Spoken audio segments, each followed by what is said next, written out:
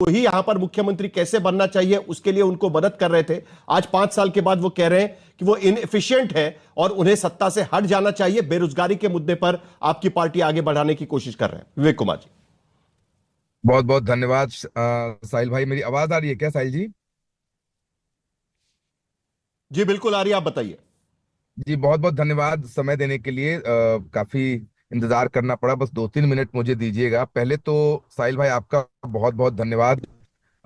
जिस तरीके से आप लोगों से सवाल पूछते हैं, मेरा एक जो बहुत पर्सनल दुख रहा है बिहार को लेकर कि बिहार का पॉलिटिकल डिस्कोर्स इतना नीचे गिर गया है कि जो भी प्रवक्ता आता है वो कुछ भी उजूल फिजूल की बात करता है and they can get away with it. तो थैंक यू सो मच कि आप वो सवाल पूछते हैं। अब मैं किसी पार्टी पे बात नहीं करूंगा क्योंकि बिहार में तो जितनी भी पार्टियां आई हैं उनका रिजल्ट और रिपोर्ट कार्ड तो दिख ही रहा है। मैं 4-5 सवाल रखना चाहूंगा क्योंकि ये सारी पार्टियां एक हैं। आप बताइए, अगर मान लें इन सब की बात कि इन्होंने बिहार में विकास किया है, उसके बाद भी बिहार आज अनएम्प्लॉयमेंट में 28वें रैंक पर है, शिक्षा में नीचे से चौथे स्थान पर है, ऊपर से नहीं नीचे से। बिहार में 8 करोड़ लोग 100 रुपए से ज्यादा नहीं कमाते हैं। बिहार का जो पर कैपिटा इनकम है वो 1/3 है नेशनल पर कैपिटा। किस तरीके का विकास हुआ है बिहार का? जो अभी कास्ट सर्वे कराया उसमें बता रहे हैं कि मात्र 7% ग्रेजुएट हैं। और ये सारे लोग जो आप कह सकते हैं समाजवाद के पुरोधा हैं, ये सारे लोग ये बताएं कि उन समाज पीछे छूट गया है, चाहे वो ओबीसी हो, ईबीसी हो, एसटी एससी हो या मुसलमान वर्ग के लोग हों, इन सब के बच्चे कम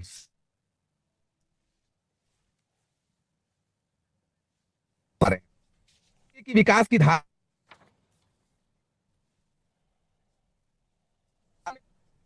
चुनाव का समय आया है तो ये लोग कॉपी पेस्ट की तरह प्रशांत किशोर जी ने जो सबसे बड़ा कंट्रीब्यूशन जनसुराज का है साहिल जी, कि वो मुद्दे जो बिहार के मुद्दे हमेशा से रहे हैं, पलायन, बेरोजगारी, अशिक्षा, भ्रष्टाचार, उन मुद्दों को सरफेस अप किया है। ये मुद्दे जनता के बीच में हमेशा से रहे हैं, लेकिन सरफेस अप करने का काम जनसुराज और प्रशांत जी ने किया है। जिस कारण से जो पार्टियां जाति और धर्म के नाम पर आती थी, चुनाव के 3 महीने पहले जहर घोलती थी, चुनाव जीती थी, वो पार्टी को मजबूरी में आज जिस तरीके से बिहार की जनता मजबूरी में पलायन कर रही है, उसी तरीके से इनकी मजबूरी बन गई है कि अब ये लोग कम से कम बेरोजगारी पलायन पे।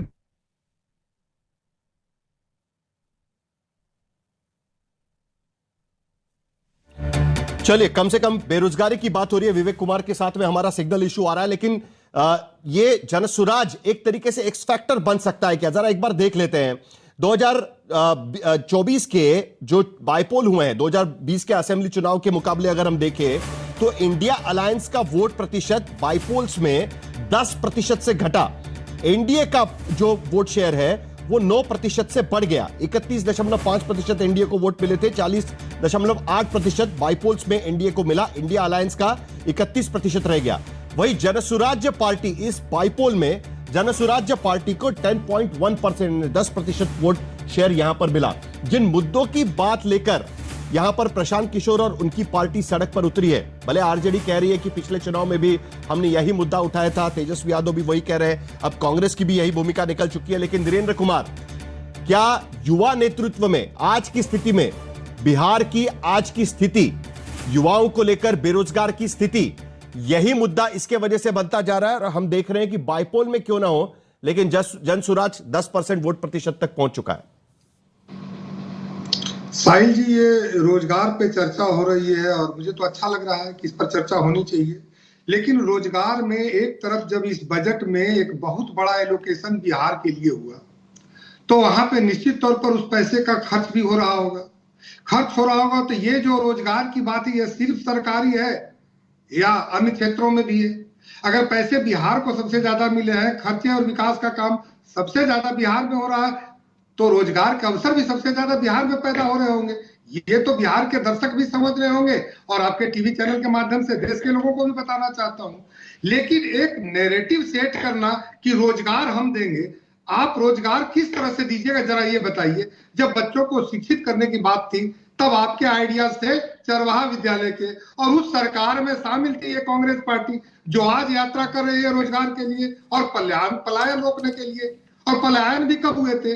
जब यहाँ पे लोग नौकरी करने वाले जिनको रोजगार मिली हुई थी साहिल जी, वो भी बिहार छोड़ के जा रहे थे। और सिर्फ रोजगार करने वाले नहीं छोड़ के जा रहे थे, पूंजी का भी पलायन हो रहा था। जो लोग बड़े बिजनेसमैन थे, बैंक के ब्रांच यहाँ से बंद होके और कहीं और जा रहे थे, पूंजी यहाँ से जमा लोग करते थे पैसे, और वो पैसे कहीं अन्य जगह पे जाते थे। लेकिन आज ये इसके लिए यात्रा कर रहे हैं, और ये कोई नए मुद्दे को तो लेकर के आए नहीं है। तो राहुल गांधी जी भी इस मुद्दे को लेकर के लोकसभा में, तो अभी 20 साल में स्थिति बदल गई है ना पूरी, तो वो भी बता दीजिएगा किस तरीके से बदली है। शिक्षा के बारे में धीरेन्द्र कुमार जी जरा 20 साल में स्थिति कैसे बदल गई वो भी बता दीजिएगा, क्योंकि मेरे पास तो आंकड़े कहते हैं कि आज भी बिहार में सेकेंडरी स्कूल में 26% से ज्यादा ड्रॉप आउट रेट है स्कूलों में। आज की स्थिति में भी 9% से ज्यादा बच्चे तो प्राइमरी स्कूल में ही ड्रॉप आउट हो जाते हैं। साहिल जी, फिर आप जब कहेंगे कि पुराने दिनों की याद आप लोग कराते हैं, नए बातों को नहीं करते हैं, लेकिन कैसे उसको छोड़ दिया जाए जो हमारा करिए, पुराने दिनों की याद करिए, लेकिन आज की भी बात करिए। बिल्कुल, मैं बता रहा हूं ना कि उससे बिना कोरिलेट किए हुए ये बात आगे बढ़ ही नहीं सकती है कि जब वहां पर कोई भी यूनिवर्सिटी नहीं हुआ करता था, आज के समय में सेंट्रल यूनिवर्सिटी, आज के समय में एम्स, आज के समय में होटल मैनेजमेंट, IIM जैसे इतनी बड़ी बड़ी चीजें आप पूरे पटना में जाकर के देख लीजिए, और बिहार के हर जिलों में इंजीनियरिंग कॉलेज। तो यहाँ से बच्चे निकल रहे हैं और वो भी रोजगार पा रहे हैं, और सबों की आर्थिक स्थिति सुधर रही है। लेकिन राहुल गांधी जी क्या कह रहे हैं कि एक्सरे करेंगे। हम समाज का एक्सरे करना चाहते हैं। दो तरह की बातें करते हैं। आप एक्सरे कर रहे थे तो मोदी जी ने एक्सरे कराया, चिराग जी ने और नीतीश जी ने एक्सरे कराया, आपकी बात को माना, और उस एक्सरे में आप कांग्रेस पार्टी जैसी और उनके गठबंधन वाली पार्टियों जैसी विषाणु निकला, अंदर में रोग दिखा, और उस रोग को जनता के सामने बताया कि देश को अगर बढ़ने में कोई कहीं खोखला कर रहा तो ये इतनी पार्टियां, यही यहाँ के लोकतंत्र का रोग है। लोगों ने इस रोग को दूर किया पिछले 15 वर्षों से देश में और 20 वर्षों से बिहार में। आज फिर ये कन्हैया कुमार के भरोसे अगर चाहते हैं कि बिहार की नैया पार लग जाए, ये संभव नहीं है। और बिहार के एक एक युवा जो नए हैं, जिस तरह से 15 अगस्त और पुरानी बातों को कहते हैं कि मत आप याद करिए, भाई अंग्रेज को हम कैसे भूल सकते हैं जिसने हमारे देश को गुलाम किया था, जिसने बिहार के किसानों का नरसंहार करवाया हो। विवेक कुमार, अगर आप जुड़ चुके हैं तो आप इस पर बात कर सकते हैं। जी जी, मैं बिल्कुल, मेरी आवाज आ रही है क्या? विवेक कुमार, अगर आपको मेरी आवाज आ रही है तो आपकी बात अधूरी रह गई थी, आपने सुना कि क्या कह रहे हैं वो, बोलिए।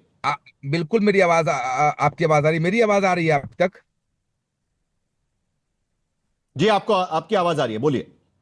जी, मैं ये बोल रहा था कि बस एक छोटा सा पॉइंट में देना चाह रहा था कि कई सारे प्रवक्ता बोल रहे हैं कि 40, 50, 60, 70 साल कांग्रेस रही, राजद रही, हम लोग अभी विकास कर रहे हैं। अरे तो आप भी तो 20 साल से हैं, आप भी तो 20 साल से हैं, आपके राज्य में भी तो बिहार पलायन में सबसे नंबर 1 है।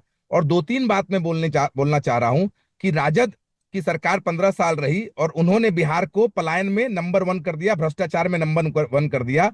और उसके बाद की जो सरकार आई, उन्होंने इस लेगेसी को बराबर से मेंटेन किया है और एक स्टेप आगे ही चले गए हैं।